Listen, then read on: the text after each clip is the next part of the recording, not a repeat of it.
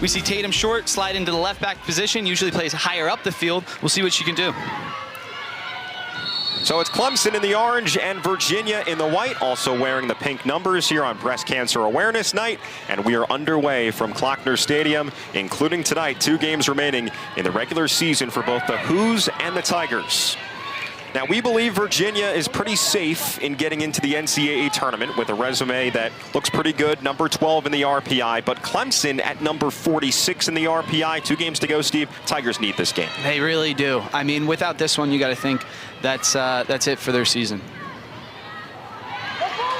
There's Leah Godfrey for the Cavaliers, former All-American coming off an ACL injury a season ago, getting more and more comfortable as the years continued. Absolutely, and I think tonight we'll see her kind of play in a 6 role, you know, with the absence of Alexis Thierret, which is, you know, a really consistent player for the Hoos throughout the years. Godfrey slides into that 6 role and holds down the center of the midfield. Last time the Cavaliers played here at Klockner Stadium about 10 days ago, she scored her first goal back from injury against SMU. Yeah, really nice goal. Really first-time strike, top of the box. Beautiful goal. And now the Cavaliers pump in a beautiful ball towards Allie Ross. But it's handled nicely by Cam Pickett, the Pepperdine transfer.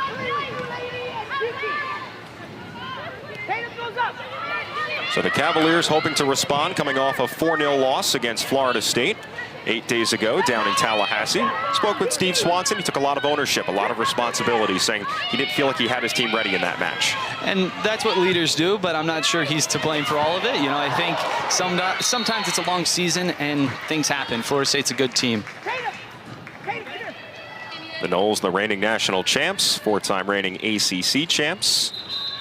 First time the Cavaliers allowed 4 goals in a match since 2021. And we have an injured player for Clemson right now, and that is the aforementioned Pickett. She was involved in a bit of a collision there with Allie Ross. Yeah, you know, good ball in from Lainey Rouse to the back post, and Allie Ross showing some flexibility that, well, she catches Pickett there, but, you know, we'll see if she can continue, but she just, you know, she's a tough defender who's committing to the ball there and sacrificing her body. Yeah, speaking with Coach Radwanski this week, he said that although Pickett's in her first season with Clemson, she's been one of, if not their most consistent player all year long.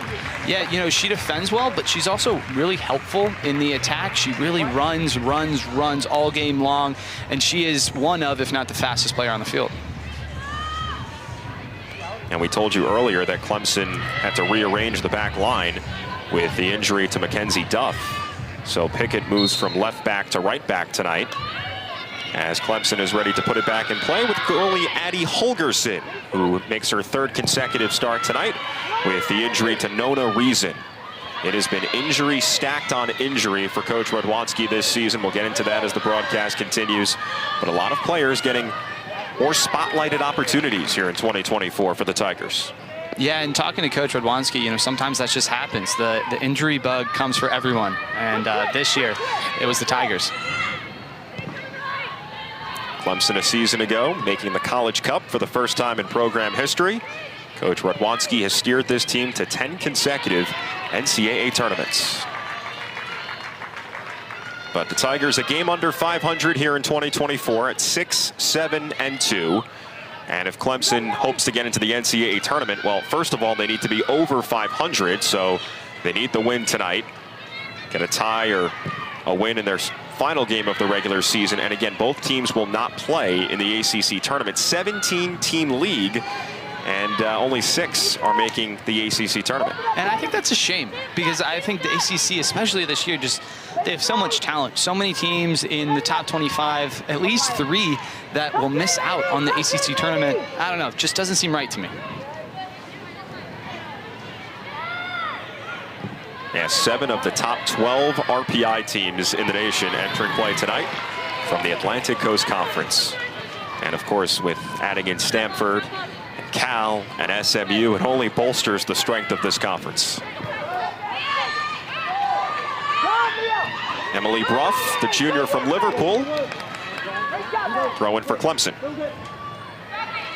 Megan Mullen is our referee tonight. Sharon Gingrich and Michael Gorsinger are on the sidelines tonight. Richard Krauge is our 4th official this evening.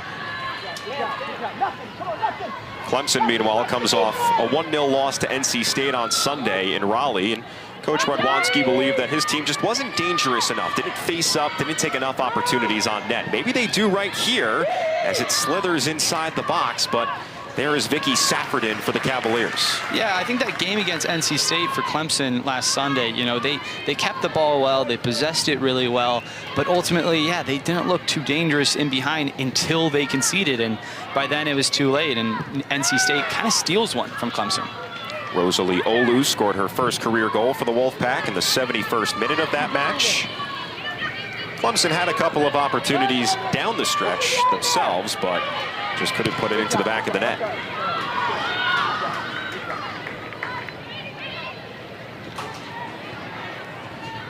Lainey Rouse gives it back to Kiki Mackey. Cavaliers have settled in with their two center backs of Maura Kelly, the transfer from Kansas, and Mackey over the last handful of matches. Yeah, I think this is a really strong back line for the Hoos. They got a lot of chemistry, they got a lot of speed, and you know, despite conceding 4 goals against Florida State, I really do think they're a very, very good defensive team. Yeah, Steve Swanson told us that they spent a lot of time in practice this week working on their defensive shape. And not only that, but also just the tenacity to get closer to the ball and make defensive plays out there. Yeah, and I think that'll show tonight and for the rest of the season, because UVA is a team that the coaching staff just has such an intensive attention to detail that I think translates to the players' play. Kendall Bodak, one of our feature players in the Open, slipped down there for a moment, but recovers. And you see her comfortability on the ball. Plays a nice ball in behind Lainey Rouse. But the Cavalier right back hustles after it and gives it back to Saffordin. Yeah, it's a tough thing if you think you're going to beat Lainey Rouse in a foot race. Coming off the season-ending Achilles injury a year ago. Cost her all but 54 minutes in 2023, but has worked her way back into shape throughout the season and has played well for Steve Swanson's team. Yeah, I'll tell you what, an Achilles injury is really tough, and the way she's bounced back, she hasn't missed a beat. Aaron Rodgers could take a page out of Lainey Rouse's book. Alrighty then. I didn't have Rodgers on my bingo card tonight for the broadcast. I'm taking shots tonight at Rodgers. Underperforming. There is Sophia Bradley for the Cavaliers, true freshman from Wayne, New Jersey, top 25 recruit in this year's class. And there is Holgerson, only played in 3 games as a sophomore, never played as a freshman in 2022. But without reason, the North Carolina transfer, it's been Holgerson's cage over the last now 3 matches, and Coach Radwanski has said that goalie has not been the issue for this team. No, I actually think Holgerson has been excellent since stepping up. She's a great shot stopper, which I think is what everybody thinks about when they think goalkeeping. But her distribution is absolutely excellent. She can spray the ball all over the field. She's got great feet. And yeah, I don't think that's been the problem for Clemson this year.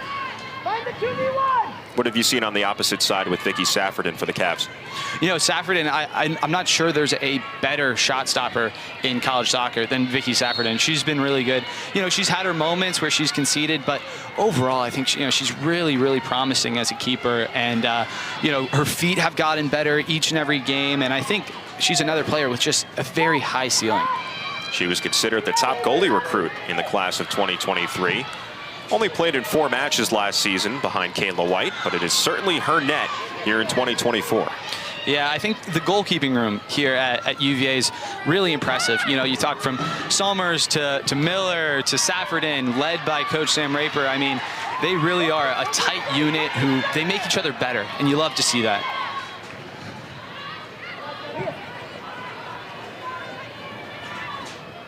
This is Maggie Cagle, who, as we told you earlier, normally starts as the left wing, but for Coach Swanson tonight, wanted Cagle more in a playmaking role, so that's why she's in the center of the pitch this evening.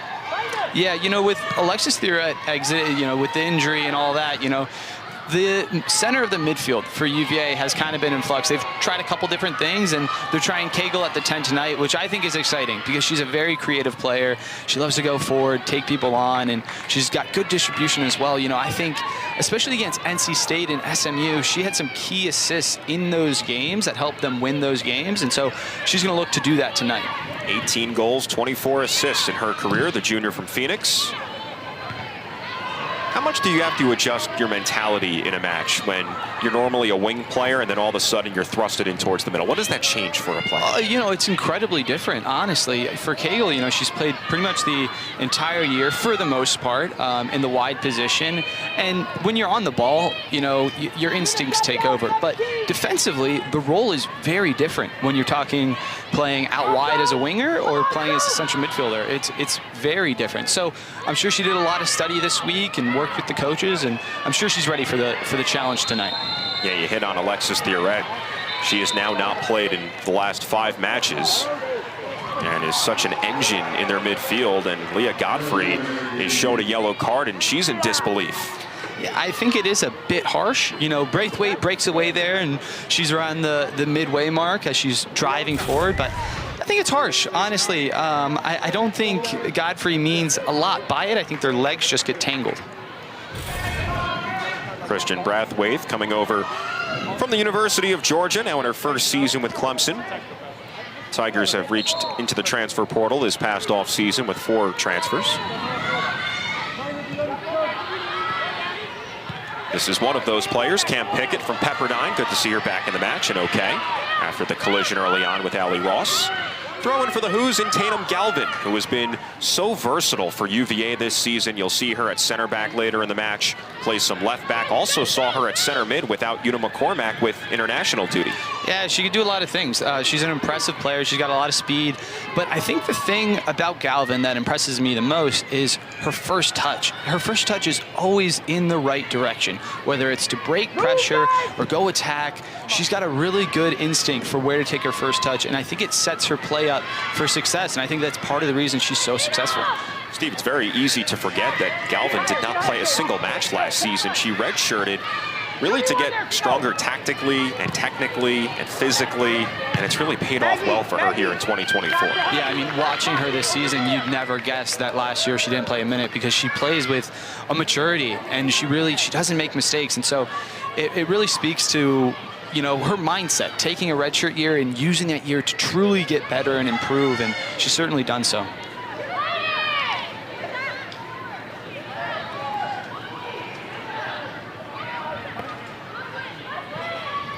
Flick it on towards the middle. Here's Anna Kastenfeld, another youngster just like Kendall Bodak, who has been given more premier time here in 2024 than maybe Coach Redwanski expected, with a lot of injuries, including Danny Davis and Renee Lyles and Megan Bornkamp. The list just goes on and on for this Tigers team. But the positive attribute from that is that, hey, we have some players here who might not have been playing in those situations. Yeah, absolutely. And for Bodak, a player like that especially, she was a mid-year. She came in last January, so she's been at Clemson for almost a full year now. And I think it shows in how mature she looks on the field and how experienced she looks despite being a freshman.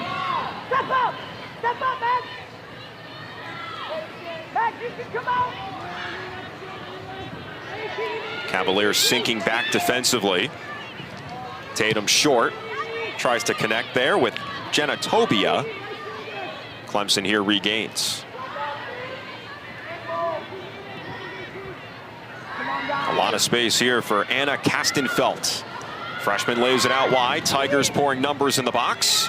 Nice defending there from Mackey for the Who's. Yeah, it's well done by Mackey to take care of the clearance.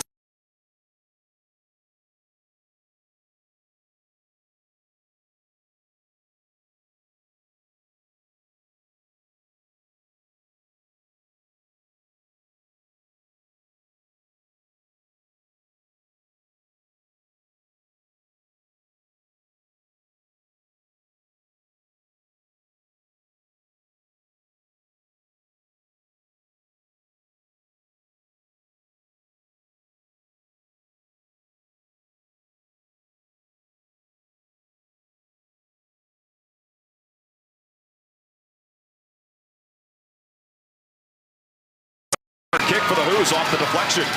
Yeah, what a break for the Who's. You know, they win it deep in their end, and they get it Cagle, and Cagle's such an attacking-minded player that immediately she picks her head up, finds McDermott over the top. McDermott finds Galvin, and Galvin putting the freshman Bodak on skates and wins the corner. That's really promising from the Who's. It's a quick counter-attacking opportunity. Very good. Coach Swanson has lauded Tatum Galvin for her decision-making here in 2024. Made a nice decision there to take a shot. And here's the corner kick for the Hoos, their first on the night. Spectacular ball in off the head of Sophia Bradley, and Clemson avoids the danger. The Tigers team that has struggled defensively, giving up 27 goals this season, the most of any ACC team entering this week.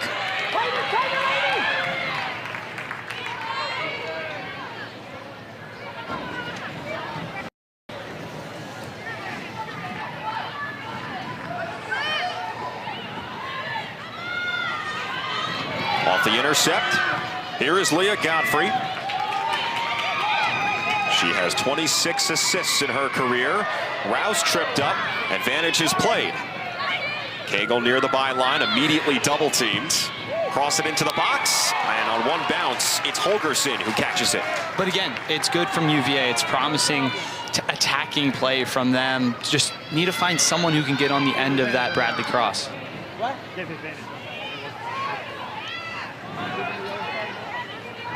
We've seen the Cavaliers score in bunches at times this season. We've seen UVA's offense at times fizzle out as well. It's been a bit of an inconsistent year for the Hoos in terms of their attack, but we know that they have some extremely talented frontline players, Steve. No, absolutely. And yeah, they've had some ups and downs, but if you look at who UVA has lost to so far this season, they've lost to the number 1, the number 2, the number 4, and the number 7 team in the country. And so those 4 losses, really, you look at them, oh yeah, and the other one is against Florida State, who are back-to-back the defending champions. So, you know, that's it's not a terrible resume, but those are definitely things that looked correct. Galvin bursting on the inside, drops it off there for Cagle. Cavaliers content with possession here. Here is Una McCormack, who missed those 7 matches with the US U20 national team that finished 3rd in the World Cup in Colombia. Now it's Pickett. She strolls into the attack. And there is McCormack to recycle it for the Hoos. Yeah, that's great work from McCormack, just to hustle back and help out her center back, Kelly, to win the ball back. Now Godfrey offered plenty of space.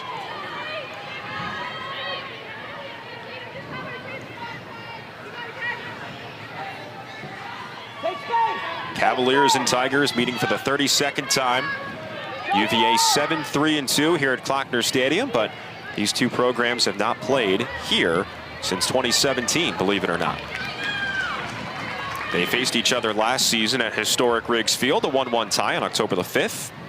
2 players who scored in that match, both not available. Jill Flamia for UVA and Renee Lyles for Clemson. Yeah, Flamia is a really key player for UVA, who I know Swanson wishes he could have back in this 11, because she's a really special midfield player. She does it all. And then Lyles for Clemson, 51 starts in her first 3 seasons, 17 goals and 13 assists. Yeah, that's a lot of missing production, isn't it? Between her and Davis and Bornkamp, and then 4 NWSL selections. It's a lot of production missing from 2023 when they went to the College Cup and lost to FSU. Rouse bolting and shooting. Oh, just over the crossbar. Yeah, another really great move from the Hoos, you know, just playing the ball into their 10K goal, getting it back, and then having a rip. That's really good work from the outside back to start that attack. Yeah, you see it here, just picks it up from Cagle and then has a rip with her left foot, her weaker left foot, over the top, but nonetheless a good strike. She only has 1 goal in her collegiate career. That was against Fairleigh Dickinson back in August of 2022, the senior from Cary, North Carolina. But these outside backs, Steve, they are encouraged to move forward in this Steve Swanson system. Yeah, and I don't think goals tell the whole story when it comes to Lainey Rouse. You know, she helps the Hoos attack often, and she's really key. She's got great speed. You know, I think there are a few outside backs in the country that defend better 1v1 on Lainey Rouse, but then she's not afraid to take people on, and she does that. Yeah, she is an end-to-end player for this Hoos team, no doubt about it. Kendall Bodak taking possession away, but could not link up there with her fellow freshman Kastenfeld. And here is Godfrey serving it back for Rouse. About 18 minutes in, Virginia with all 4 shots in this match. Clemson had an early spell there, but it's been pretty much Cavaliers since. Yeah, I think that's right. And I think this game really is going to come down to who can control possession more, because they have similar styles of play. They both like to keep the ball on the ground, possess it, control the flow of the game. So whoever can have more of the ball, I think they're going to win it. McCormack trying to slide it in with the outside of her boot. And now it's Clemson on it with Bodak. Hey, stay in it! Here's our Week 9 ACC Network football lineup beginning tomorrow at noon Eastern with a matchup between Georgia Tech and Virginia Tech. Then Wake Forest squares off against Stanford, capping the night with number 21 SMU and Duke at 8. Each game also available on the ESPN app, so you can watch anywhere. SMU, one of the 4 unbeaten ACC teams in conference play. Clemson, Miami, and Pitt, the other 3. So very excited about tomorrow's slate. Mayor, come on, Mayor! Come on, Mayor! Soccer season winding down. 2 games to go in the regular season, including tonight. A lot of fantastic action throughout the ACC and women's soccer last night, so make sure to stay with us at halftime as we'll detail yesterday's events in the Atlantic Coast Conference. And we are expecting an up and down tempo today between 2 programs led by Steve Swanson for UVA and Eddie Radwanski for Clemson that run very similar systems in this 4-3-3 formation. No, absolutely. I think they have similar styles in how they like to play the game. And I think for UVA, it's really about, being disciplined in the back, but still being willing to go forward and drive forward. But for Clemson, I think NC State, yes, they controlled it. They played the way they want to play as far as keeping the ball, but they lack the dangerous tenacity in the final third. So that's what they need to find tonight. Well, Steve, these 2 head coaches combined 773 wins. And speaking with Coach Radwanski, said it's always a fun match with UVA because each program is trying to outthink the other. Yeah, and I think we've seen that already. In the early minutes of this game, we have seen that chess match between coaches happen. Cavaliers earning their 2nd corner kick on the night. Meredith McDermott putting in a nice shift there. Bodak very busy for the Tigers. Freshman with a lot of confidence. We saw her dab after scoring a goal this year. Yeah, she's bringing it back. Yeah. How could you not? Join the movement.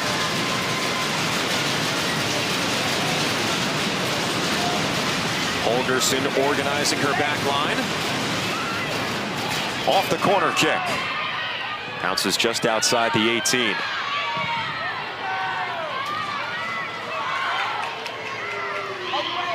Lainey Rouse monitoring. Here's Galvin. The 2 outside backs, the 2 furthest back for UVA, aside from the goalie Saffredin. Clemson, though, off the takeaway. Here is Bodak. Shifty, confident poise for a freshman. Yeah, and you see it there. I think that's the right call from the freshman to just keep the ball. They had the chance to maybe a counterattack there, but she keeps it, lets her teammates catch their breath, and now they're playing with it.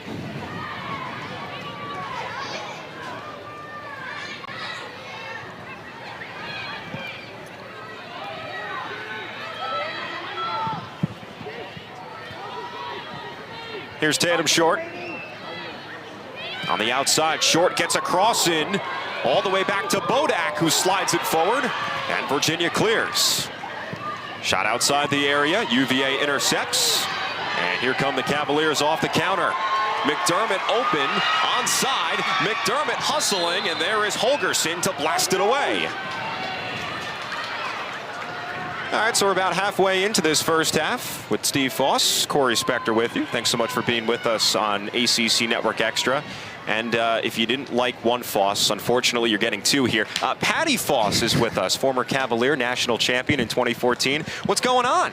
It's great to be here. Glad to see you, too. Great to have you, man. Better to see you than Steve, but can't win them all. That's fair. Can you guys get along, please? I always do, right, Steve? We always do, but I guess not on air.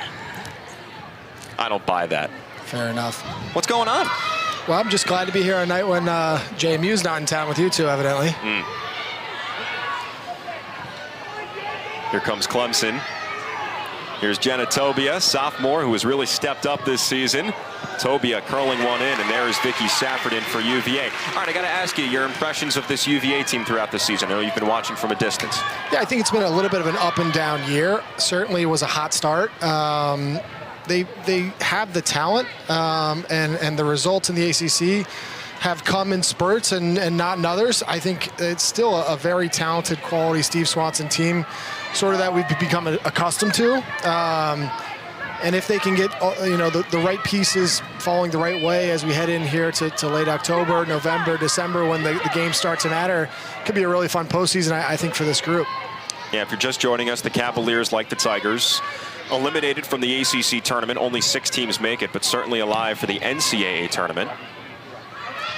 You know, Patty, being here on grounds for 4 years, obviously with the men's program, but you get a feel, you get a taste for what Steve Swanson's all about, 25th year. What makes him such a special head coach in your estimation? I think the first and foremost, it's always going to be player development. Steve's one of the best developers of talent in the game, college soccer or beyond. And so you've seen that with some of the faces that have come through the program, and onto the national team, but also on this team. This is a very veteran team, and some of these players have really grown through the ranks to play bigger and bigger parts. So you see Aaliyah Godfrey here about to put the ball in the box, but that's sort of Steve's stamp on the program, and what he does is develops talent sort of unlike any other.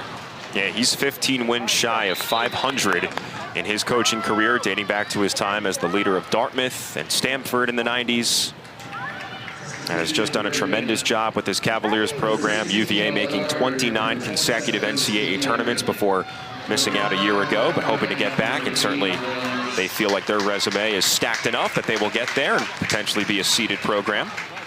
And you talk about Steve, and I'm sure you and Steve have talked about it tonight already, but across the pitch, Eddie Redwanski at Clemson's done really a very similar job in some of the players that he's brought through that program. You think about players like Hal Hirschfeld gets her first cap last night, and certainly the Morris sisters in the recent past. And this is a Clemson program that has started to churn out players as well. So it's a real treat here tonight.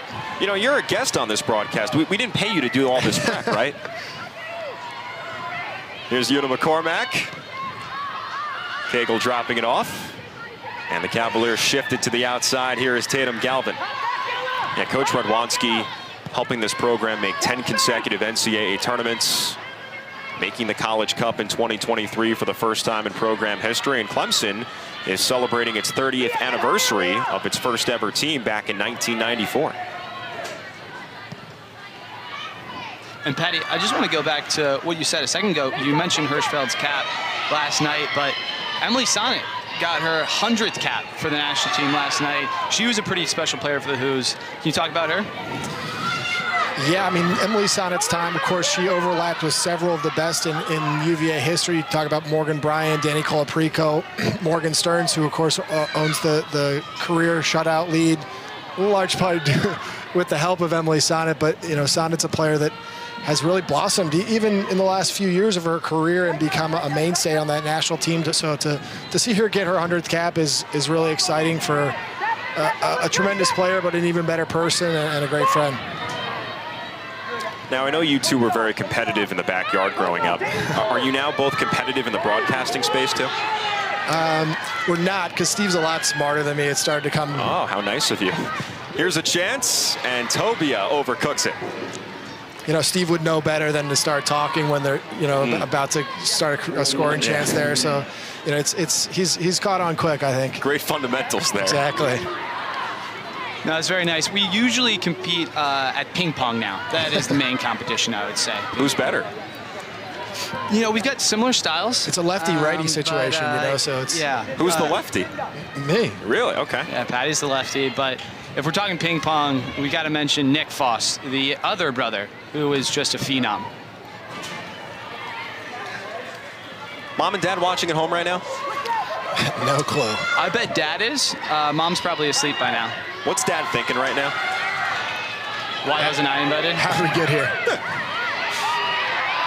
Cagle taking off the ball. Nice defense there from Pickett.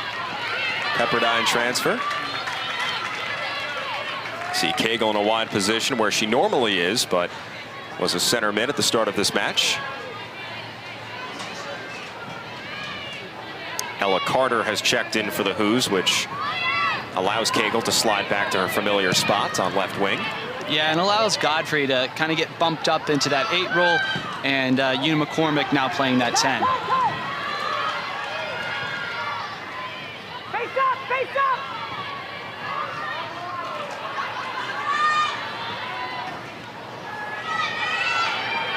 Meredith McDermott accelerating after it.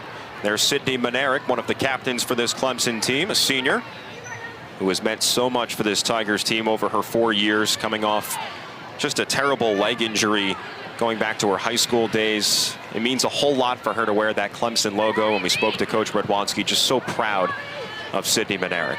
Yeah, he said Sid Manerick embodies everything it means to be a Clemson Tiger.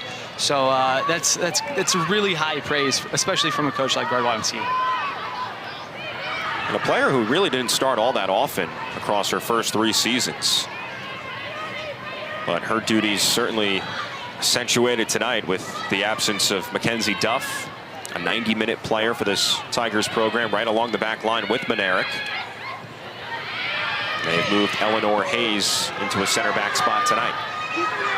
Yeah, and shifted Short to play that outside back role, which, you know, I like it a lot because Short's a very attacking player, and we've seen it again and again over and over from Tatum Short tonight, just kind of pushing into those attacking areas. As you see, she receives the ball here, and now she's driving at their 18.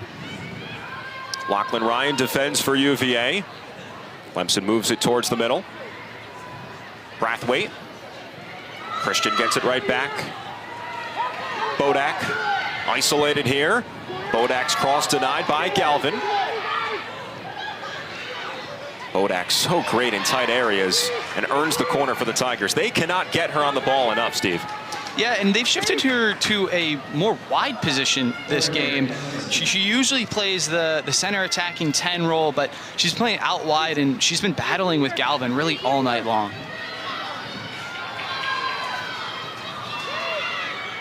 Tigers with their first corner this evening. Jenna Tobia, last season, top drawer soccer freshman, best 11 first team, 8 assists a year ago. Pumps one in, hoping for another dime. And it goes back out.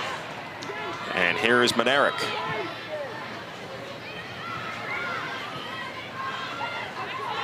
Short.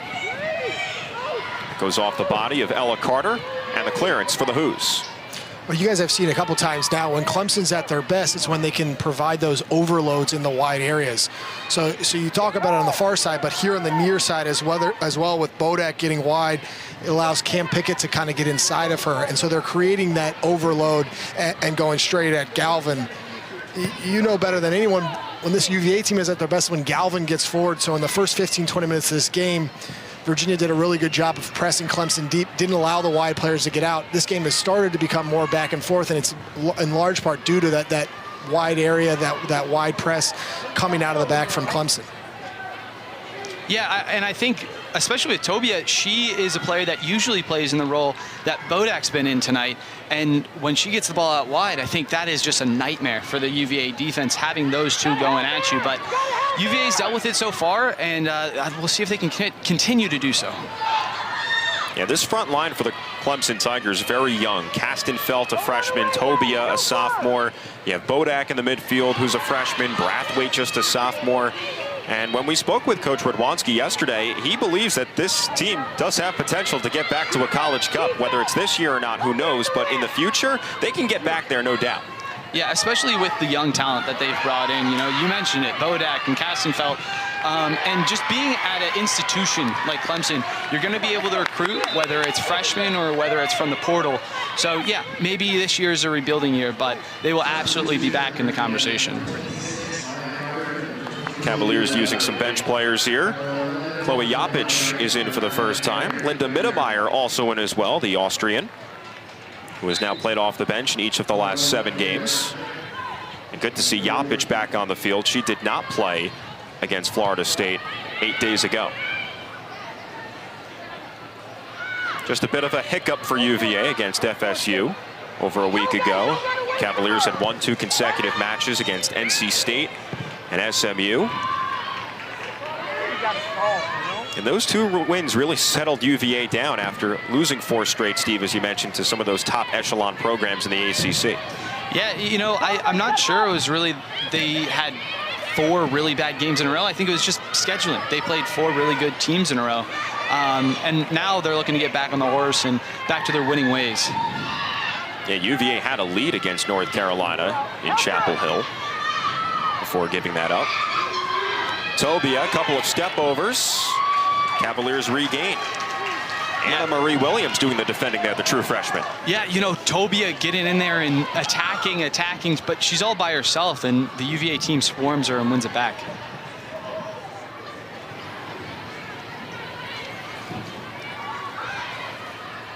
"11 minutes to go here in the first half, still scoreless, 7 combined shots. I'm Corey, that's Patty, that's Steve. I don't look like them, I'm not related to them. I'll take you out if you want. Oh, really? If you want. You want to come to Thanksgiving, Corey? What an honor. Are there enough seats in that house for me? Never have been. Yeah, I got to sit on the floor, right? Nobody will notice. Okay. Here's Bodak releasing, and Saffredin lets it go. Goal kick UVA. Yeah, you know, it's ambitious from the freshman, but that's what she's been all year, and some of those she's converted. But I think Saffredin is safe and in the right spot, and she's had it covered the whole way.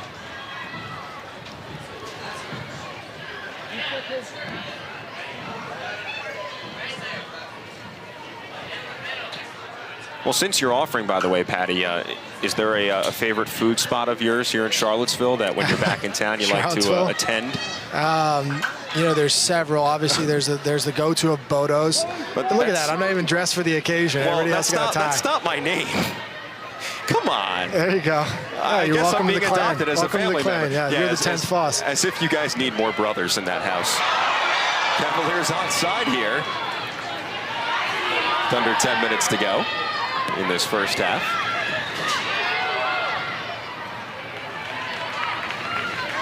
Can always use a good bagel. Yeah, but you know, the bigger place for me is Shenandoah Joe. It's just something homey of that. You know, it's a coffee shop, but it feels like home. They're not going to be open after this match, right? Yeah. I hope not. Yeah. And if they are, I'm not sure you should attend. That's what I figured, but I just wanted to make sure if you're suggesting it, you know, it's going to be about 9:30 by the time this match is over, so if there were the opportunity, I would have gone, but hey, I mean, there's always a next time. That's if there's no video review, bud. Yeah, that's true. Here's Carter. Ella coming off the bench tonight after she started 3 consecutive matches. Back it goes for Galvin, who has moved into a center back spot.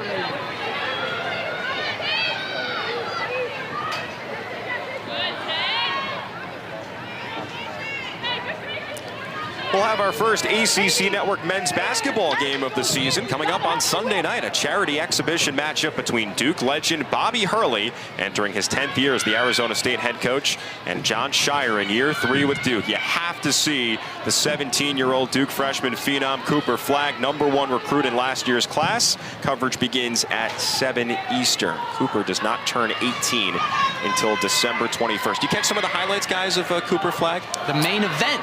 Yeah. Yeah, no, I'm pumped for Cooper Flagg because I think there's an outside chance that a year from now, or a little more than a year from now, he gets drafted to the Washington Wizards. Slotted inside, Cavaliers can't finish, but they will get a deep throw in.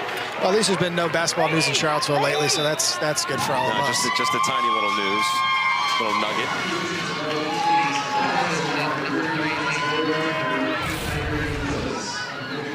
Patty, thoughts here? Well, it's a good idea. It's a good little slip here. And I think what you're seeing, though, especially from Clemson, when Virginia's in possession, Clemson's condense the field, especially the middle of the field. And so you get this sense that if there's a goal, especially a goal through the run of play that's going to come Virginia's way, they're going to have to get in wide areas. They're going to have to get those outside backs involved and start to play balls into the box, because that center of the park is just so condensed and clogged now on purpose with the Tigers.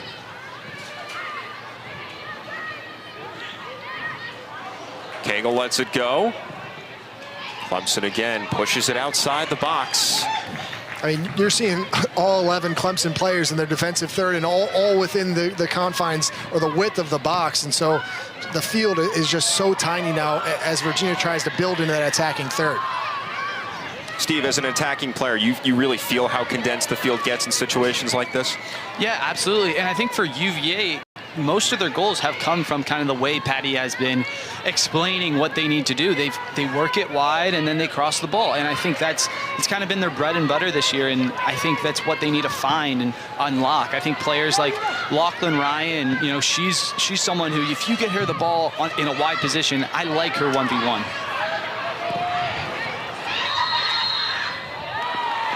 Whistle gives the Tigers it back here.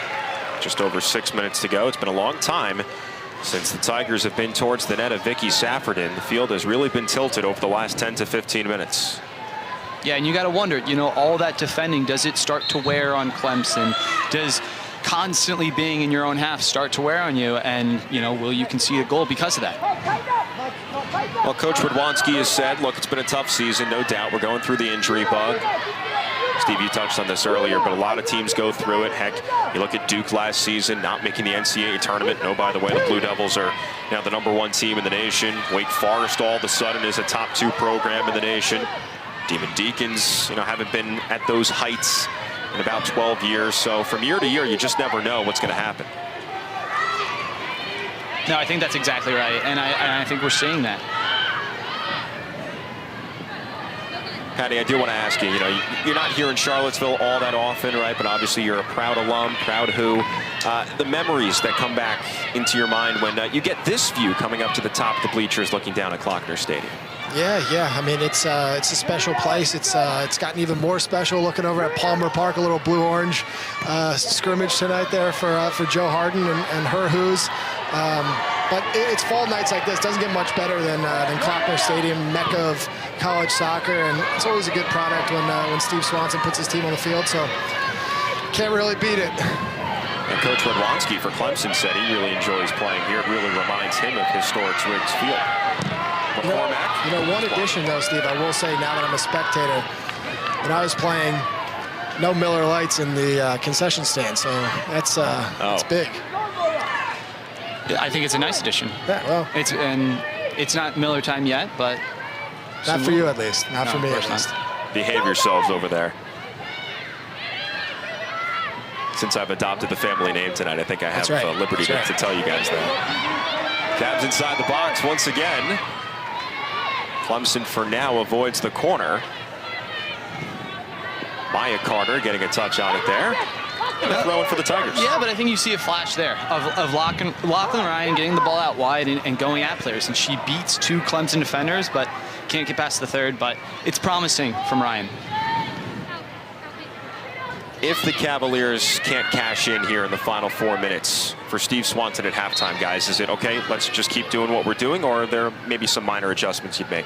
Yeah, I think you stay calm and you stick to what you're doing because they really have controlled the game. And Clemson has not really been threatening in the final third, and they really haven't had a lot of the ball in UVA's half. So I don't think you panic, and that's not Steve Swanson's, you know, motto, and that's not something that he's ever going to do. So I think you keep doing what you're doing, and you trust the process. Yeah, I mean, I think it's been a good half for Virginia. I think it was a good opening 15, 20 minutes. They put Clemson under a lot of pressure. I will say, and this might challenge you a bit, Steve, but for as much defending as Clemson's done, they have shown bits and pieces and parts of their game where they can get at Virginia and be dangerous, especially in wide areas, especially with Bodak on the right-hand side to start this game. So for as good as Virginia's been in possession and certainly have had the better of the play, the one tweak I might make at halftime on Steve Swanson is to be a little more cognizant of those wingers when Clemson gets in possession, when they go at it in transition, because if Clemson's going to find a goal, it's going to be in those transitional moments. It's going to be getting the ball wide, and it's going to be running at you, as opposed to the sustained possession that perhaps Virginia's had. And then, Patty, conversely for Clemson, you're talking about a Tigers team that's a game below 500. From an RPI standpoint, we touched on it to begin the broadcast. They need this game, right? They're just inside the top 50 in the RPI. Virginia at number 12. Clemson needs 3 points tonight. How would they manufacture that? I think that's probably right, although as this game ticks on, there's more and more belief in a young group 46 in the RPI is not the worst place to be, and certainly you get a draw on the road against a number 12 Virginia team, that's going to help your RPI. I don't disagree that perhaps they need a win, but if you're Eddie Radwanski, you have a young team and you're very organized. I mean, we're looking at 2 blocks of 4, plus your 2 forwards, making it very hard on Virginia. I'm not sure he's going to change much going into the second half, just because you're happy to let this game tick down 0-0, perhaps sneak a goal on a set piece. We've already said they're dangerous in transition, so I'm not sure you're going to see them come out of their shell all that much in the second 45, though for our viewers, perhaps we hope so. Well, Steve, wasn't it fascinating when we spoke with Coach Radwanski? You know, we talked about the pressure of this match and knowing that you need results for the resume. He said, look, we're not going to talk to the team about that. What we're going to talk about is just the pride. We need to play better. Yeah, and he said that starts just being player-driven, you know, the players being up for the game. And he said, yeah, we're not going to really put all that pressure on ourselves because there's no need to. So we're going to approach it and we're going to try to win the game like we always try to do, but we're not going to go into the game with the weight of the world on our shoulders. Said a year ago when they made the College Cup, they really didn't talk about winning all that much, and they found a way to win 18 matches. 40 ticks to go here in the first half. Goal kick here for Clemson, and certainly the Tigers will be content to let some time come off the clock here. Here's Chloe Yapich, graduate student for the Hoos, now in her 3rd season, coming over from Baylor. She had an excellent moment against NC State a handful of matches ago, took a cross off her face, got back up, made a sliding challenge. No, she certainly didn't. She's just a hard-nosed player. She's gritty, and she can do a lot of things. She's kind of a Swiss Army knife for Swanson. Well, guys, I know this was the seminal moment in the Foss family history, and it was an honor to be the one to deliver it. Well, it was fun to be with you guys. I'm not dressed for halftime, so I'll depart here, but I appreciate your welcoming me into your booth and spend some time. Fun to have you here. Thanks for coming, bro. Because I think one thing that Clemson has done tonight that's really impressed me is that they've been so organized defensively. And so you don't want to sacrifice that by going forward because you feel like you need to score goals. I think, you know, if they sit back and they frustrate UVA, a goal-scoring chance might present itself. Certainly have the talent up top to do so with players like Bodak and Jenna Tobia, one of the best freshmen in the country a year ago, now as a sophomore. Hoping Anna Kastenfeld can get on the board a little bit more often as her career continues, still a youngster as a freshman.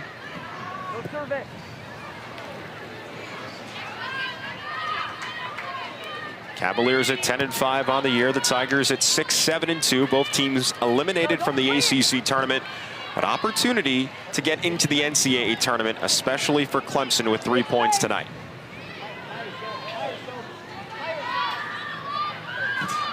Meanwhile, for the Cavaliers, again, that really strong RPI. Despite some of the tough results, the losses, some of the top echelon teams in the ACC, you get a pulse on this program. They feel really good about their chances to get to the big dance. Yeah, and I think they should, because I think they have, you know, they've obviously played the best teams in the nation, and they've hung with them. So I think there's no panic in the UVA locker room or the practice field. I think they've really handled it well, and I think they're really just figuring out what it's gonna take to go on a run here as we get into November. And I think we have 2 programs tonight who still believe that their best soccer could be ahead of them. Yeah, absolutely. And I think, you know, there's been flashes throughout the season, and the exciting thing about the postseason is, you know, it's once you get into the NCAA tournament, you know, anything can happen. You know, it doesn't matter what happened early in the season or how good you have or haven't been. Once you're in the tournament, you win and you advance. Nerves play a factor, the matchup plays a factor, all those things really have to consider as you move into the big dance.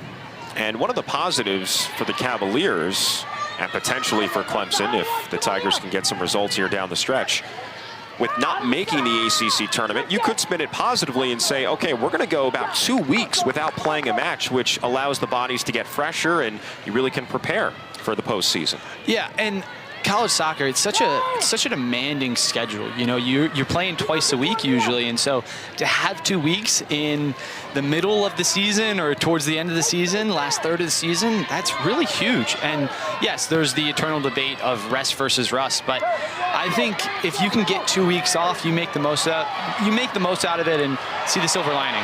Maya Carter slipping it inside, but a misplay there. Cavaliers, though, regain with Leah Godfrey. Scored her first goal back from injury in the last home match against SMU. Lainey Rouse shifting inside, drops it off for Bradley. Flag stays down.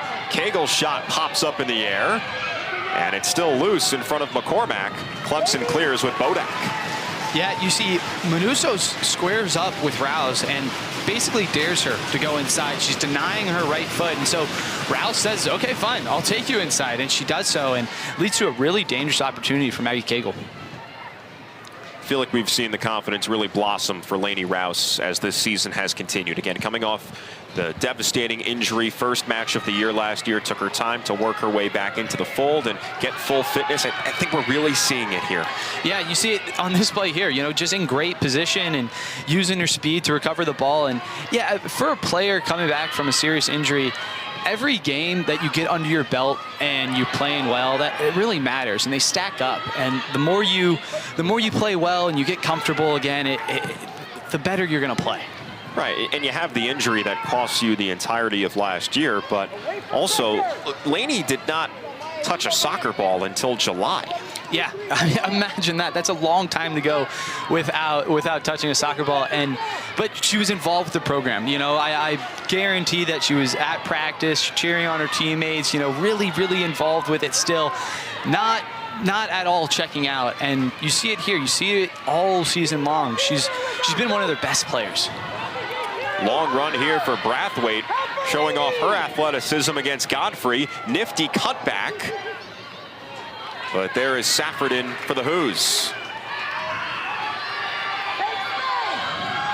It was Manusos who was pushed in towards the middle. I feel like we've seen Clemson really adjust from a 4-3-3 into a 4-4-2. Yeah, switching around a lot of things. You know, Tobiah has been playing really as a center forward this game, which we haven't seen a lot from her, and we certainly haven't seen recently, but she's done well so far, sliding into the middle of the field and really causing trouble for the UVA back line.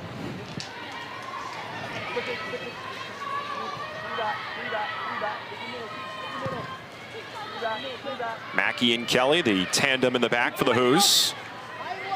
Laura Kelly allowed a lot of space here. The Kansas transfer with the poke on.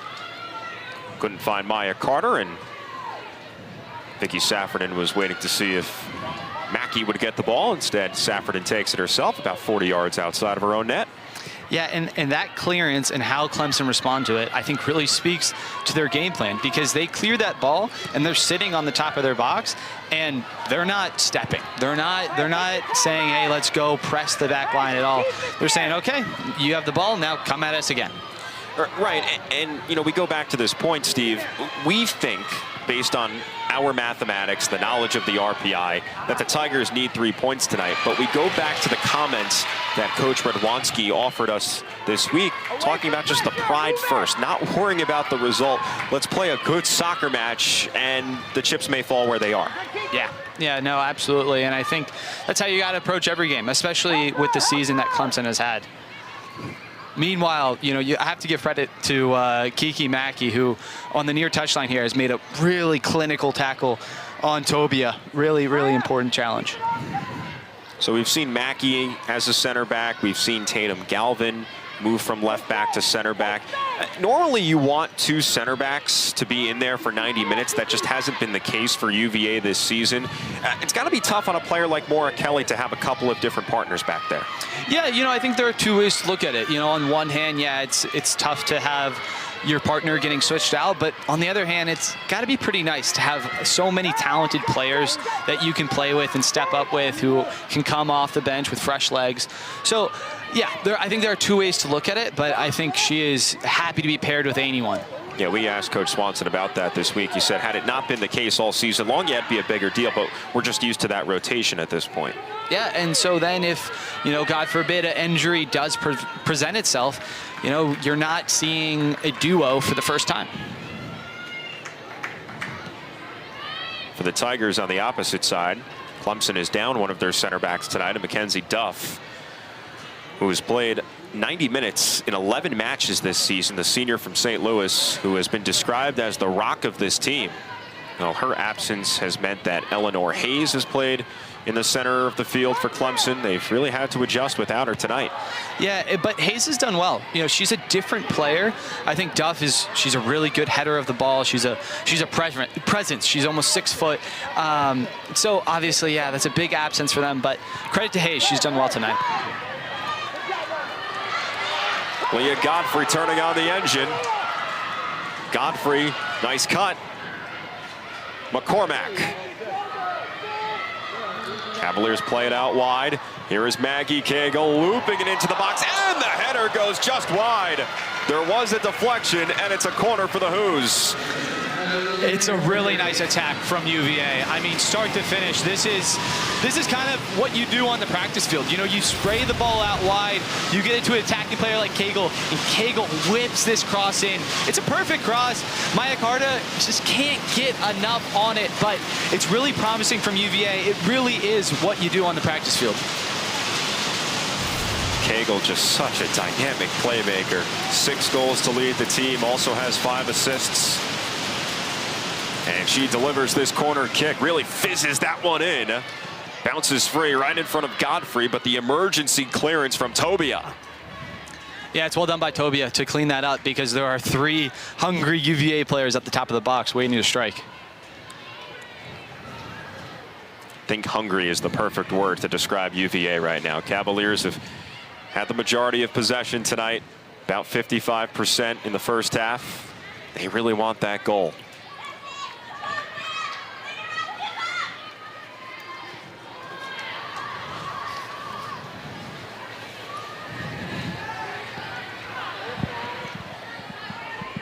Here's Rouse. Mackey. Now some space for Rouse. McDermott checking towards the ball. It bypasses the freshman Bradley, and a throw-in for the Tigers. Tomorrow morning at 11 a.m. Eastern, the ACC Huddle Crew will get you ready for the day at Wallace Wade Stadium in Durham with a 60-minute pregame show leading into Georgia Tech and Virginia Tech at noon. They'll also have halftime shows, pre- and post-game shows throughout the day. Off the counter, Tobia, the step over, and the release. It's repelled by Kelly.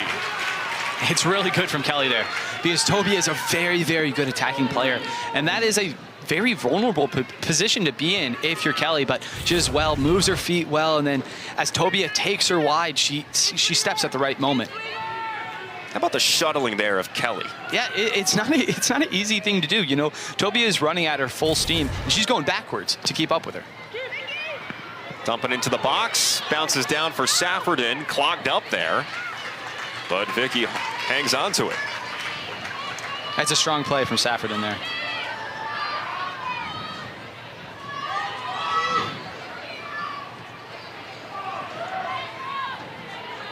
Well, Steve, getting back to Jenna Tobia, I thought it was pretty funny when we had the conversation with Coach Radwanski about Tobia, talking about how she's ambidextrous, can go with her left foot, right foot, but Eddie said, I had better IQ at that stage of my career. He did. He was very careful to make sure that we understood that his IQ was higher when he was a player.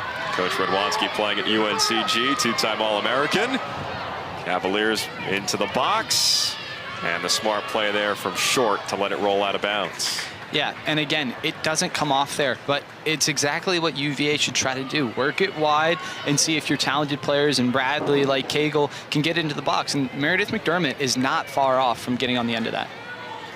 She just really lurks on that back line, McDermott. You never know when she's finally going to strike and get that goal. Yeah, I think from McDermott, we've only seen the tip of the iceberg so far this season. I think she's a player that can really have a lot of contribution when it comes to scoring goals. 4 of them into the back of the net this season, 3 of them game-winning goals.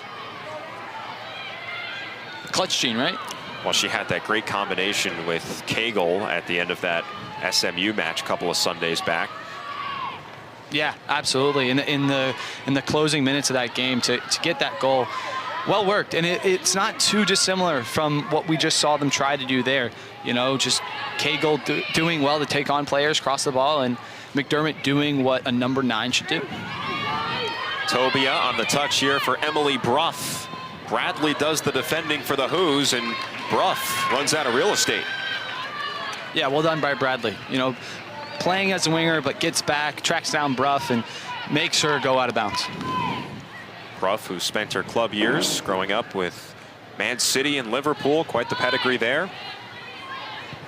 Now a junior, started 16 matches her first couple of years, 13 starts here in 2024.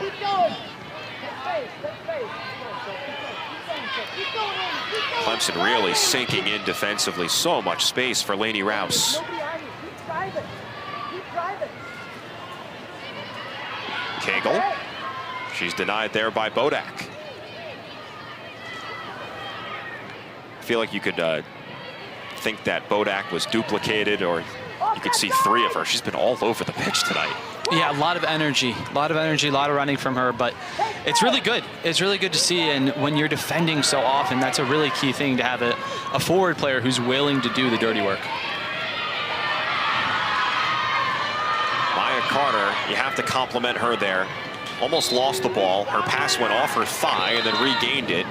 Now Clemson retains. Yeah, Maya Carter's just that type of player. She's super hardworking, puts a crunching tackle in despite being a more forward player, and she can play multiple roles. Tobia lets it roll, and Jenna sprints after it. Tobia inside the 18, and Maura Kelly hammers it away. Kelly, again, just being in the right place at the right time, and no-nonsense defending, puts the ball into the crowd. They ever call that 9-1-1 defending in your upbringing? Ever hear that? No, I have never heard that before. Okay. But it fits. Yeah, add that into your vocabulary. I like that. Yeah. I've heard that a couple of times from some different folks. I like that. But I think we see there that's Clemson's game plan. They're going to sit back and they want Tobia in behind, and that's what their plan is, to score goals here. You agree with that strategy? You know what? Yeah, because I think overall UVA is a better team, and I think if they decide to play them straight up, I think they'd be exposed, especially on the wide play. And so, yeah, we've seen it a couple times. You know, if Maura Kelly wasn't having as good of a game as she was having, and Kiki Mackey and Lainey Rouse weren't on it as well, then it probably would be working. Well, you have a coach in Eddie Radwanski who's kind of built on the toughness and the togetherness of a team. Coming from New Jersey, you kind of learn that grit, growing up in the neighborhood. Really tries to have that mentality in his teams, and here they are on the counter once again. On the byline, Manusos with the cross. And there you go, Clemson hoping for that quick, instant flash. Yeah. And now it's UVA's turn off the counter. If I'm Cagle here, you got to go. You got to go. Trying to get it in there for McDermott. Defending nicely, Manerick. All right, now the pace is cranking up a bit. Yeah, you know, UVA hasn't gotten a lot of opportunities to counterattack, but I think when they do present themselves, they need to take them, because there aren't going to be very many opportunities like the one we just saw where it's 2v2 to goal. You know, Cagle and McDermott against 2 Clemson defenders. Those are the opportunities they really need to seize, because Clemson is really, really looking to just, when they lose the ball, get in their defensive shape in 2 blocks of 4. And I'm sure Steve Swanson for UVA, the message might be, you know, empty your tank, because we've got some reinforcements ready here on the touchline, with Samar Guidry and Ella Carter waiting to check in. Yeah, and I think we'll see Lachlan Ryan here soon as well, for fresh legs and willing to go forward. And the beauty of women's soccer, you don't have the same substituting rules as on the men's side, so you can have some re-entry. Manusos. Cross ricochets off the body of Rouse. Kastenfeld lifting it into the area. Cagle using the body, winning the ball. And now it's Maya Carter. Kind of mishits that. It might work here for McDermott. And this will be a foul on UVA. Yeah, I think if Maya Carter makes contact there properly, I think she has McDermott in behind.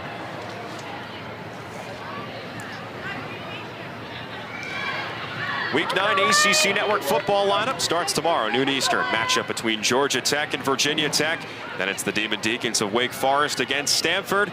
And then we'll finish off the night, number 21, SMU and Duke at 8. Each game also available on the ESPN app, so you can watch anywhere. Don't let him play forward. Clemson continuing to find pockets of space, but this ball did just roll out of bounds in front of Tobia. And now those reinforcements for both squads coming into the match.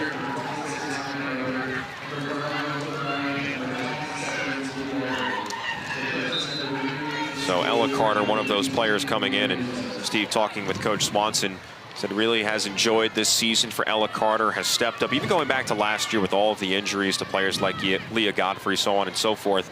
Hoping that Ella can maybe switch the point of the attack a little bit more tonight, looking from left to her right, just changing that point. Yeah, I'm a big fan of Ella Carter's game. I think she can do a lot of things, and she does them all well. But I think the challenge for her and from Swanson is to see if she can go forward a little bit more, to not play so conservatively. Because, yeah, she's really good at keeping the ball, but I think she's really dangerous when you get her in and around the box and unlocking players in behind. Another yellow card issued to the Who's. This time it's on Cagle after Leah Godfrey was shown one in the first half. Yeah, you see her just race for the ball. And I'll tell you what, that's a pretty tough yellow card, I think. I wonder if she said something to the referee to earn that yellow, because I don't think there's a lot in the foul there. Megan Mullen officiating tonight.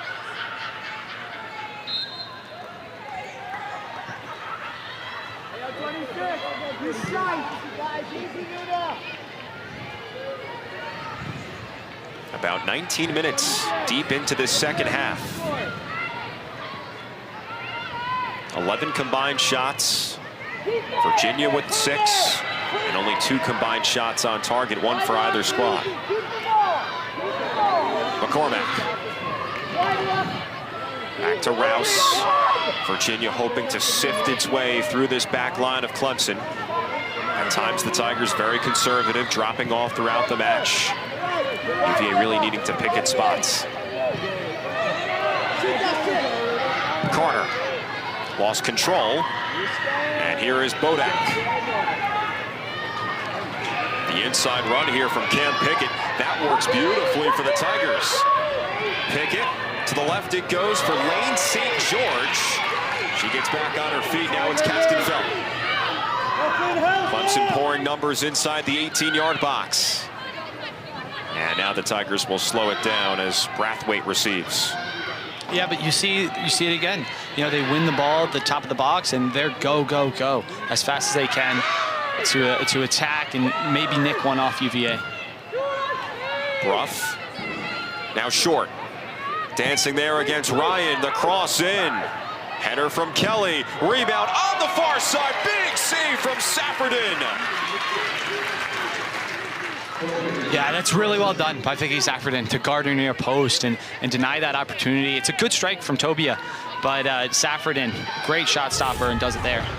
As you see, just short, just isolating on the outside, puts in a pretty good ball, and the clearance doesn't quite do it, and Tobia tries to clean it up, but Saffredin says no. See some of that ambidextrous play there from Tobia. This is an excellent ball inside the 6-yard box. And it squirts free off of Saffredin for another corner. That was Eleanor Hayes up there from defense. Yeah, again, it's a really awkward ball to deal with for Vicky Saffredin, but she comes out and she just smothers it. She makes herself big, she sacrifices her body, and she denies another chance. Yeah, there's a reason why. She was the top goalie recruit a couple of years ago. Clemson has the opportunity to go short here with Bodak if they so choose, with Tobia taking it. But the Cavaliers have 2 defenders right outside that 18-yard box. So Tobia blasted in. It's curling, and Saffredin a little shaky there, but she finally vacuums it in. Yeah, a great sequence from Vicky Saffredin. She's so good in the air, and she does it there.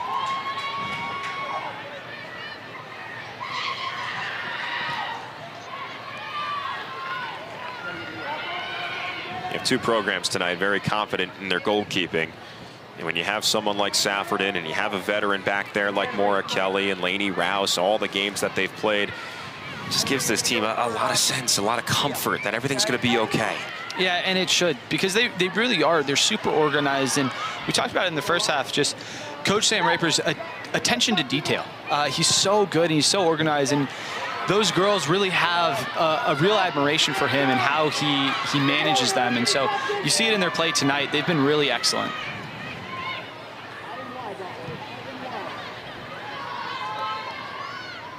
Leah, stay sitting, Leah.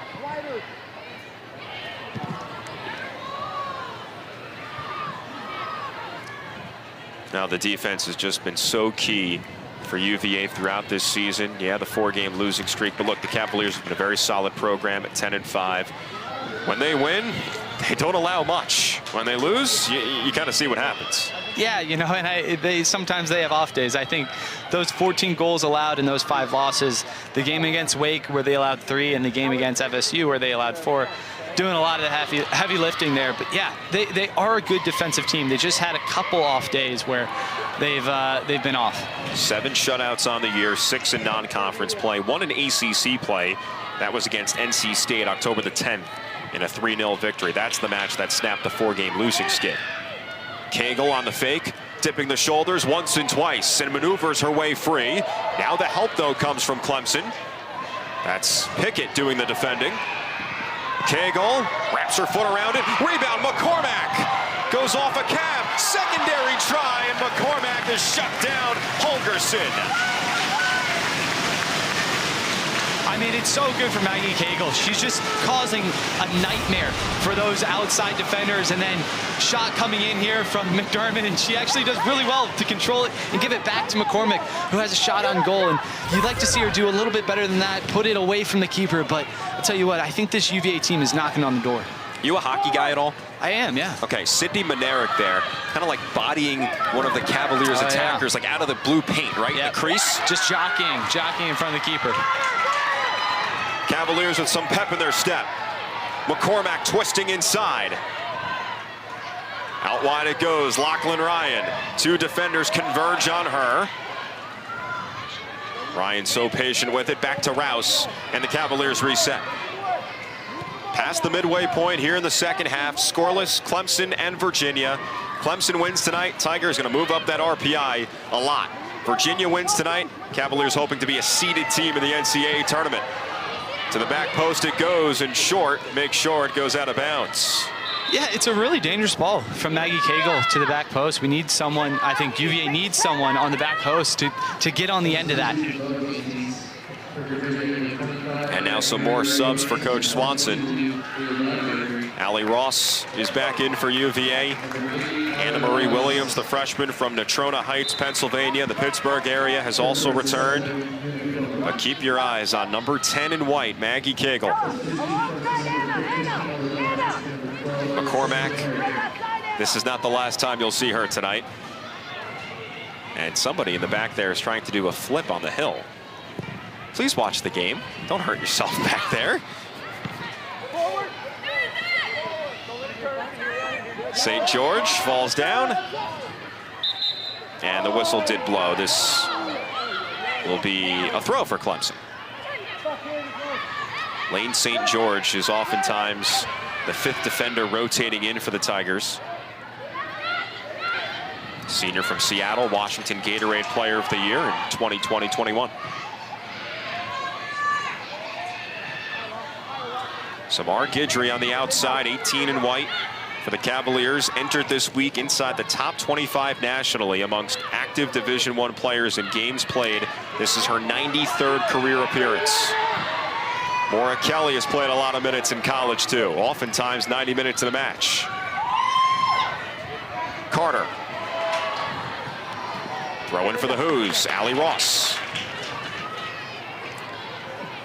But it's the right idea from Carter there to try to unlock Allie Ross in behind and get her driving at the Clemson back line.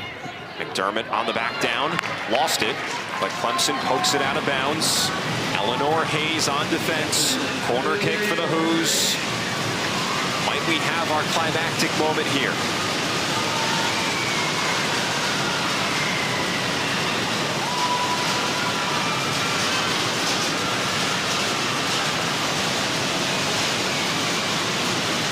expected rattling of the bleachers here at Klockner.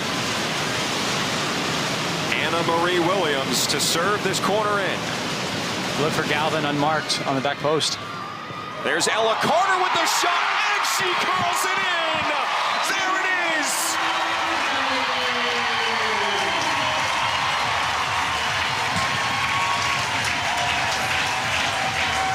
Ella Carter coming off the bench tonight after starting 3 consecutive, making her impact as a reserve.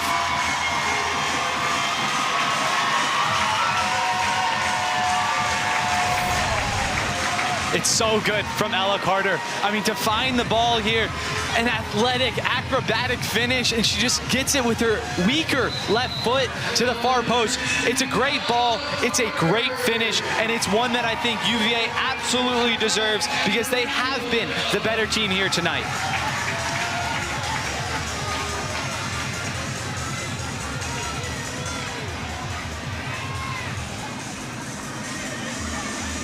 Well, Steve Swanson said this week, Ella Carter is fantastic in the air. I think he meant that more about her defensive work, but the timing there, perfect.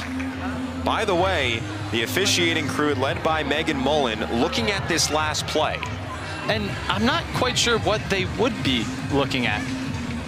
Maybe an offside coming off the corner, someone disrupting the view of the goalie Holgerson? Yeah, it's possible that there was some obstruction of the keeper, but you know, Ella Carter certainly wasn't offside, so we'll see what they call here, but it looked like a very clean play to me.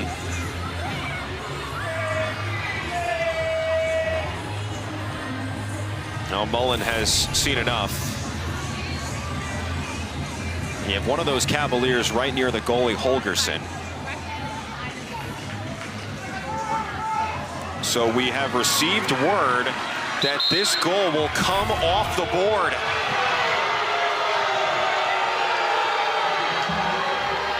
So for fans watching at home, oftentimes you see offside calls made when a player touches the ball. The officials can also give an offside when the final attacking player is disrupting the goalie and she's offside, and that's kind of what we're seeing here, Steve. Yeah, so what they've called is offside on Lachlan Ryan, and I understand where they're coming from, but quite frankly, I think it's a very poor call, because I don't think that Holgerson was failing to see the ball or was obstructed. I think she could see the ball the whole way through, and I don't think it's the right call. So with less than 18 minutes to go, we remain in a 0-0 deadlock as the Cavaliers bring back in Linda Mittermeier, hoping for her goal-scoring touch as Rouse throws it in.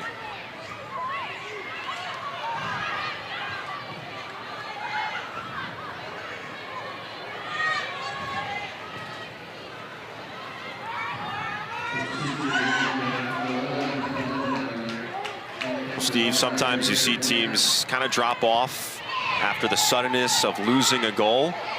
If you're a Cavaliers supporter, you're hoping that the level you've been maintaining over the last 10-15 minutes, it continues here. Yeah, absolutely. I think if you're the UVA women and that sort of thing happens to you, I think it should fire you up, because I think you got to feel a little wronged to have that goal taken away from you, especially since they were playing so well and they finally found one. And now, you know, they got 17 minutes to find another. And then on the Clemson side, it's just a huge sigh of relief. All right, we're still in this one, and we can go back to that game plan of we're going to take our chance, we're going to defend really well, maybe off the counter we score here.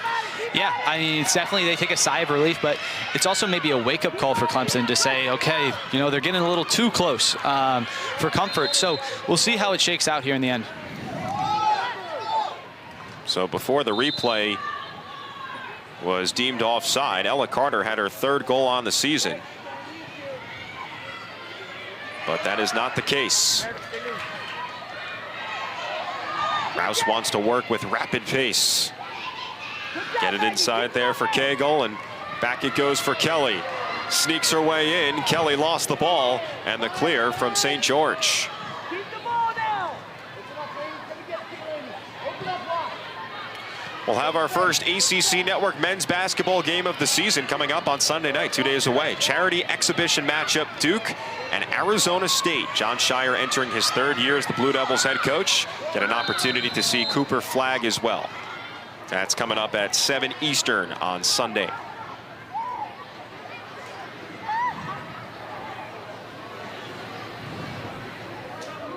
Greg Crisafulli is the athletic trainer for the Tigers, and Emily Bruff is having some issues here. Yeah, I think she just took a knock there. Seems to be indicating that she's okay, but walking it off. Yeah.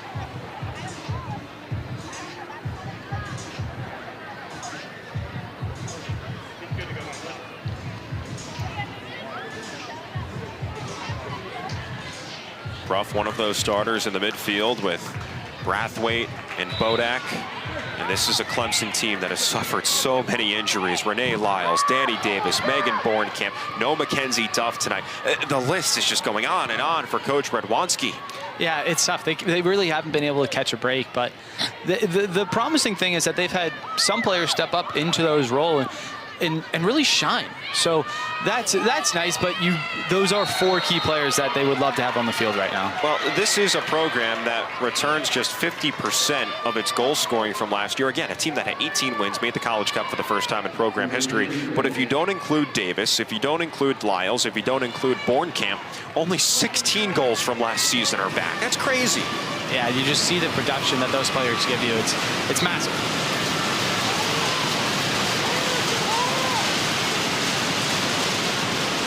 Two-person wall here for Clemson. Set piece for the Hoos. UVA thought it scored on its last set piece before Ella Carter's goal was taken off the board. Here's another beautiful ball in.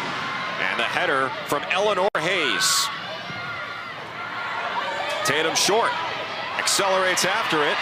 Tries to jam it away from Lachlan Ryan. And it's back in the possession of the Tigers. Throwing now for the Hoos. Now check that, it stays with Clemson.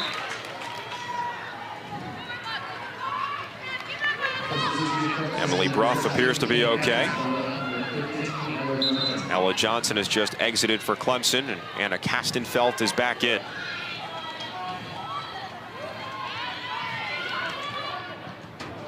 You know, Steve, as we dissect this game plan for Clemson, I think this is kind of what the Tigers wanted, right? Tie score, under 15 minutes to go, an opportunity to steal 3 points on the road and maybe save their season. No, I think you're exactly right. I think if you ask Coach Radwanski about this game right now, he'd tell you he's pretty pleased with his team, because I think they had a game plan coming into tonight and they've executed it so far quite well. And we feel like UVA has had a majority of the possession, and certainly the numbers will point towards the Cavaliers even more here in the second half. But UVA only has the advantage in shots, 8-7. What does that tell you? You know, it just tells me that Clemson's done a really good job of being disciplined in the back, and, you know, done a really good job of then attacking when they do get the ball. Because, yeah, you know, when you look at shots, they have equal amount of chances. But when you look at who's had the ball, it's been all UVA. By the way, Steve, as we have a moment here, Eric Elfgren, our director, he is celebrating a birthday today. So we want to say happy birthday to Eric. Happy birthday, Eric.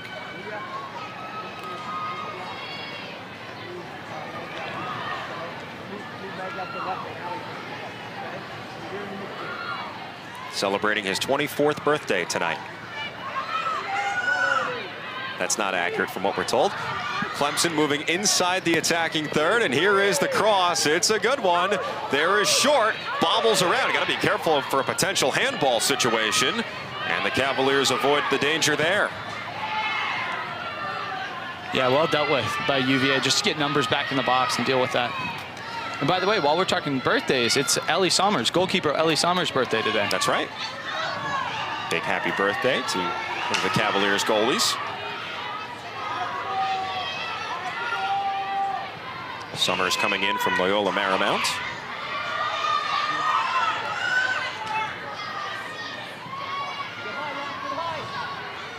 Former teammates, by the way, with Cam Pickett on the Clemson side of Pepperdine. Lainey Rouse has been shown a lot of space throughout this match. Yeah, and I think the reason for that has been that, you know, Clemson has just dropped so deep, which has allowed Rouse, who's an outside back, to just take up that space. Lachlan Ryan rainbows it to the back post. There was an opportunity there for the Cavs, and Clemson decides, let's put it out of play. Yeah, and we were just talking about her, but Cam Pickett does really well to get her body in front of Allie Ross and just, you know, make something happen, not allow, because it's a great ball. It's a great ball from Lachlan Ryan, lofted to the back post. Keeper wants nothing to do with it. And I believe a foul was called on Smart Guidry on the back post. So that's why it's a free kick here for Clemson. Thought that it might be a corner kick for the Hoos. Be ready here, Meredith.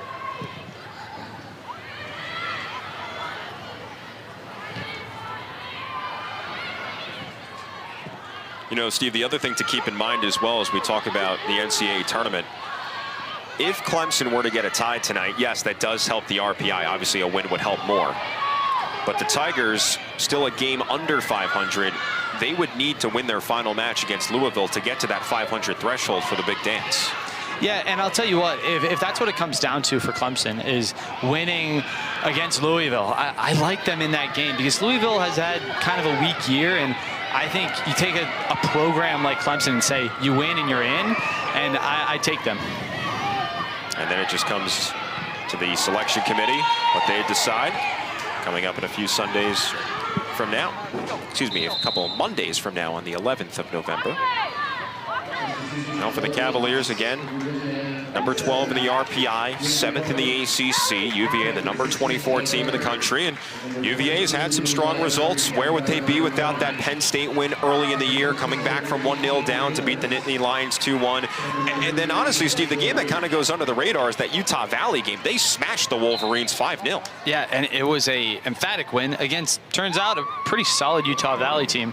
But yeah, for UVA, their losses have been really good and have helped in the RPI because they've only lost to very good programs. Wake, Notre Dame, North Carolina, Duke, Florida State, reigning champs.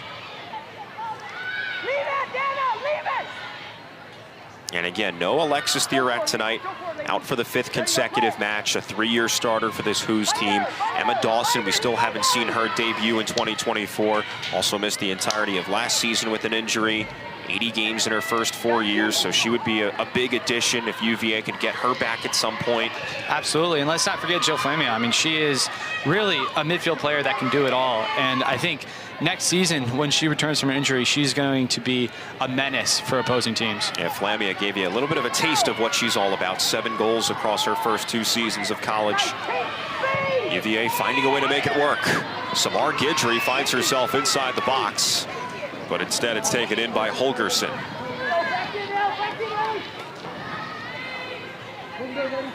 Tip of the cap to Addie Holgerson tonight. A lot of pressure around her, but she's done a pretty decent job calming things down in the back for the Tigers. Anna Marie Williams getting extended minutes for the Hoos down the stretch here.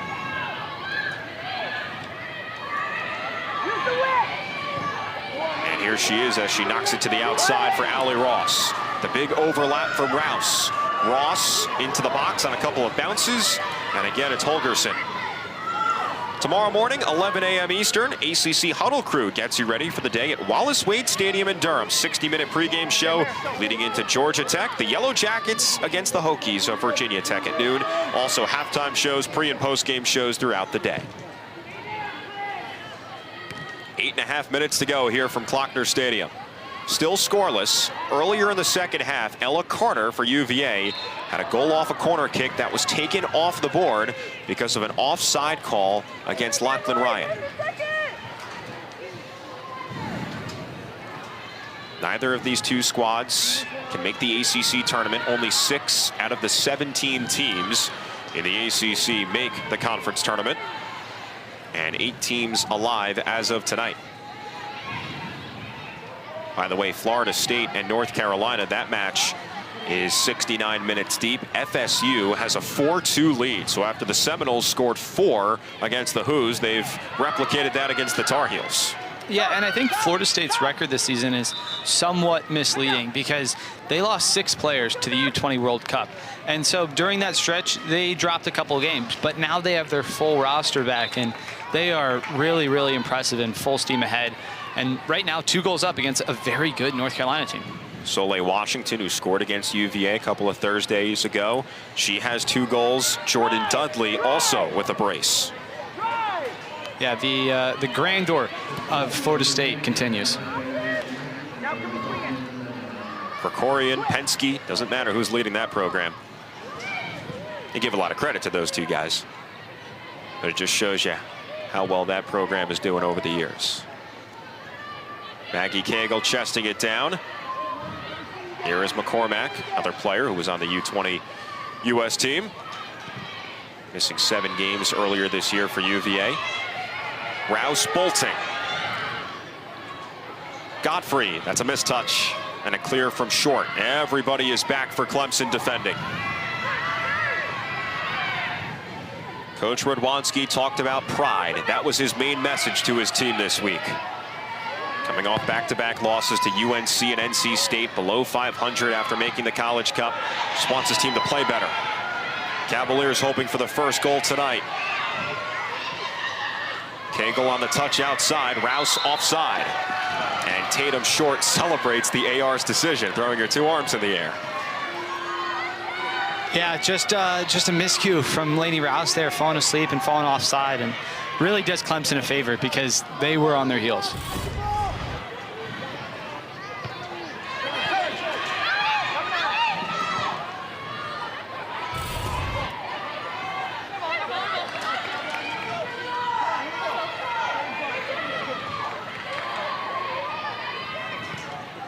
Galvin and Kelly, the 2 center backs now for the Hoos.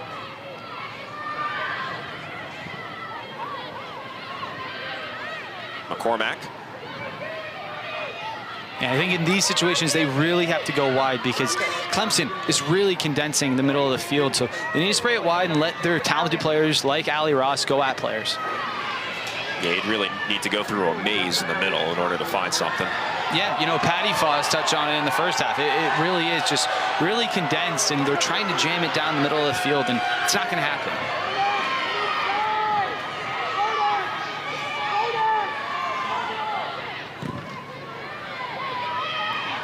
Off the ricochet, Williams steps on the ball and then pokes it. Excellent effort from the freshman. Guidry. That pass timed perfectly for Maura Kelly. Cagle, 6 goals this season for Maggie Cagle. That shot denied. It was Eleanor Hayes who has played a fantastic second half. Yeah, Hayes has been sharp, and she's had to really be on it to keep this UVA at bay. Rouse, the slide inside. Here it is, the shot and the goal! Oh, what a strike! Are you kidding me?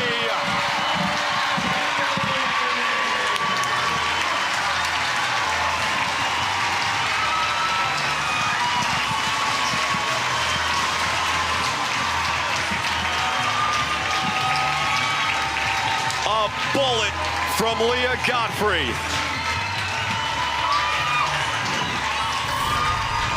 This is magnificent from Leah Godfrey. They have been picking away at Clemson all night, and Godfrey finally gets her chance. The ball it gets cleared out to her at the top of the box. She makes absolutely no mistakes, hits it with her weaker left foot, but you wouldn't know that because that is a bullet, a banger, a bodacious goal for Leah Godfrey. That's got some triple-digit potential there on the miles per hour. Woo! And again, you know, we said it when Ella Carter scored, but UVA deserves that goal because they have been the better team and they have played better soccer tonight against Clemson. Leah Godfrey scored against SMU on October the 13th, the last home match for UVA. Godfrey coming off the torn ACL. That was her first goal in 696 days, and now she scores for the second time in less than 2 weeks. Yeah, you know, big-time players make big-time plays in big-time moments, and Leah Godfrey just did that. If Leah Godfrey looks like Leah Godfrey down the stretch, what does that mean for UVA? I mean, it's really, really good because she is a player that just has phenomenal potential. She's got great speed, great vision. She can assist, she can score, she can do a lot of things. And so if they can get her going and they can get her to her maximum potential, man, it's going to be a huge headache for other teams. 17 goals now for Leah Godfrey, fifth-year senior from Florida. She's also tied with Noelle Kesalika with assists, 10th all-time in UVA history. Guidry falls down. Referee says, get on up, we continue. All right, Steve, 3 minutes to go. We turn the attention now to Clemson. Down 1-0. Losses are going to do you any good here. I'd assume the Tigers have to go full throttle. You got to go. And that's a tough thing to do because that's not what they've been doing this game. But, yeah, they got to come out of their shell, and they got to throw players forward. And UVA content to just knock it around the park. Yeah, possess the ball, wear them out, don't let them touch it. They can't score if they don't have the ball. Also keep in mind, this is one of the more expansive fields in college soccer, so if you're trying to possess, well, this field plays an advantage in that strategy. You're absolutely right. Klockner is known for just its size, its sheer size, and it really lends itself to teams that are willing to play and keep the ball and play pretty-looking soccer, which UVA is doing right now. Ross waiting, flipping it back up in the air. Short shadowing her, and this is fine for UVA.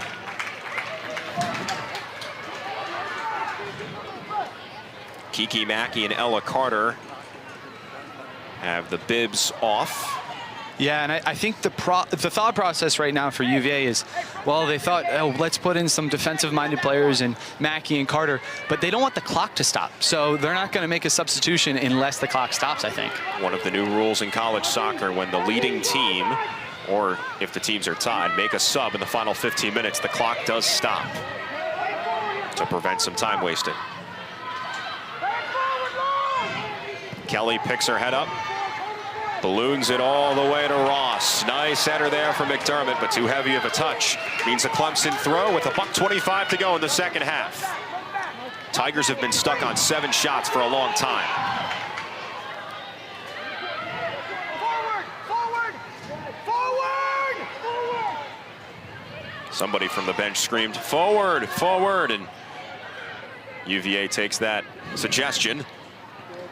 Yeah, it's well done by McDermott there. Good awareness to find the corner, take him down to it, and just waste more time. We're under a minute now, so no nonsense.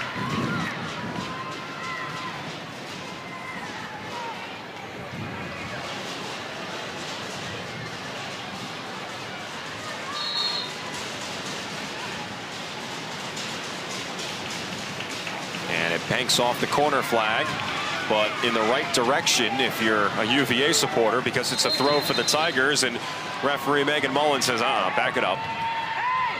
Yeah, Manouchian just takes, I don't know, 10 yards of liberty there to get that throw in. You can have some freedom on other spots of the field, not in the corner. And again, we're going to back it up.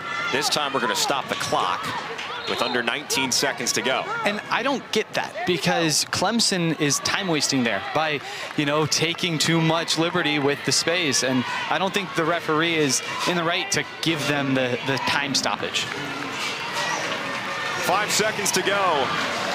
And Clemson's pursuit of 3 points against one of the RPI's best falls short. Virginia gets the win, and Leah Godfrey plays the hero. And rightfully so.